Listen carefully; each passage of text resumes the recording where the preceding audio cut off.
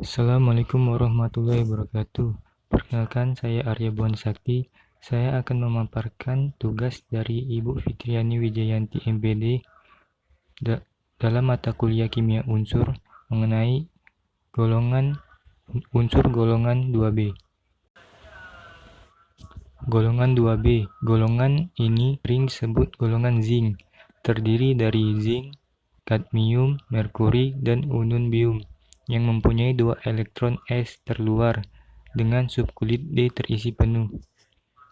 Logam-logam ini sering tidak dianggap sebagai unsur transisi murni karena subkulit D-nya yang lengkap, tidak seperti unsur transisi yang lain memiliki subkulit D tidak penuh.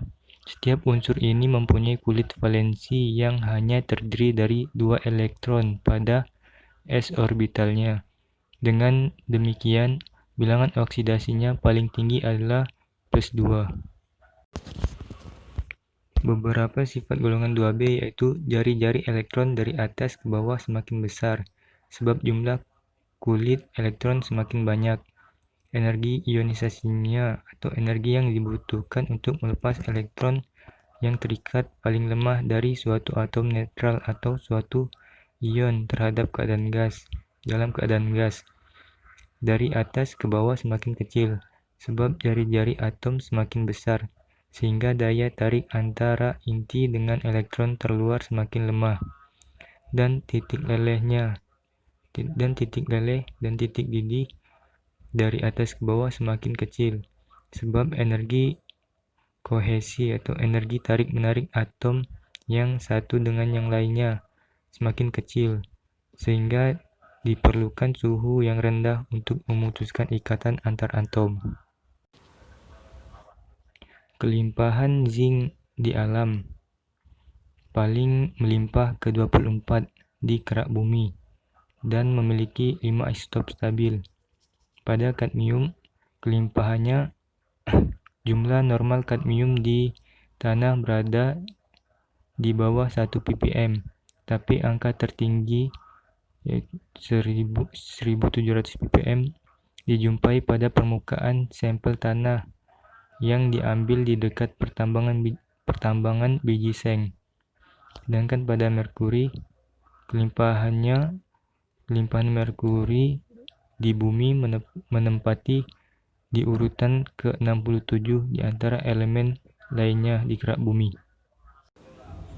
Beberapa manfaat golongan 2B yaitu manfaat zinc. Aplikasi-aplikasi zinc meliputi penggunaan pada baterai dan alloy, dan sebagai suplemen makanan, deodoran, sampo anti ketobe, dan zat cat berpendar.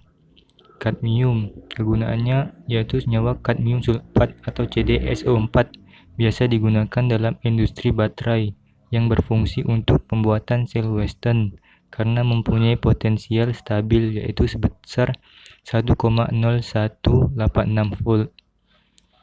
Dan manfaat merkuri. Merkuri dapat dimanfaatkan untuk bahan dasar pembentukan amalgam gigi dan semprotan fungisida. Ekstraksi unsur golongan 2B. Yang pertama yaitu zinc. Seng murni dapat dihasilkan melalui elektrolisis. Seng akan dapat terendapkan pada elektroda negatif atau katodanya, dan elektroda lainnya harus inert. Dan yang kedua yaitu kadmium. Umumnya kadmium terdapat bersama-sama dengan Zn dalam bijinya, sehingga kadmium diperoleh sebagai hasil samping produksi seng. Karena titik didihnya yang rendah, kadmium dapat dipisahkan dari seng melalui penyulingan bertahap. Misalnya itu CdS dapat dihasilkan sebagai hasil samping dari reaksi Pb dan Zn, atau dihasilkan dengan mereduksi Cd2+ dengan Zn. Mula-mula CdS dilarutkan dalam asam, dan larutan Cd2+ direduksi dengan Zn. Yang ketiga yaitu ekstraksi merkuri. Merkuri dapat diperoleh dari sinabar atau HGS dengan memanaskan biji sinabar dalam arus udara dan kondensasi uap merkuri terbentuk. Karena titik didih merkuri yang relatif rendah dapat dengan mudah dimurnikan dengan destilasi vakum. Reaksi merkuri sulfida dengan oksigen yang ditunjukkan pada reaksi HGS solid plus oksigen menghasilkan Hg gas dan SO2 gas. Proses lain untuk mengurangi emisi SO2-nya itu dengan memanggang HGS dengan FO atau CaO. Reaksi pada zinc. Zinc dapat bereaksi dengan udara. Zinc akan terkorosi pada udara yang lembab. Logam seng dibakar untuk membentuk seng 2 oksida yang berwarna putih, dan apabila dipanaskan lagi, maka warna akan berubah menjadi kuning. Dan zinc juga dapat bereaksi dengan halogen. Zinc bereaksi dengan bromin iodin untuk membentuk zinc 2 dihalida. Dan zinc juga dapat bereaksi dengan asam. Zinc larut perlahan dalam asam sulfat encer untuk membentuk gas hidrogen. Dan yang terakhir, zinc dapat bereaksi dengan basa. Zinc larut dalam larutan alkali seperti potasium hidroksida dan KOH untuk membentuk zincat. Reaksi pada kadmium. Kadmium dapat bereaksi dengan udara. Kadmium ketika dibakar akan menghasilkan kadmium 2 oksida. Dan kadmium dapat bereaksi juga dengan halogen. Kadmium bereaksi dengan fluorin, bromin, iodin untuk membentuk kadmium 2 dihalida. Dan kadmium juga dapat bereaksi dengan asam.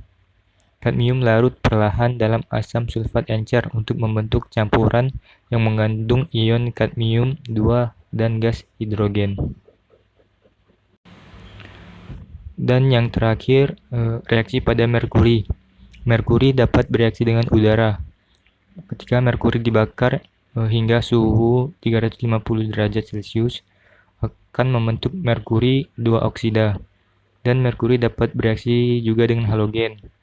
Logam merkuri bereaksi dengan fluorin, klorin, bromin, dan iodin untuk menghasilkan merkuri 2 dihalida.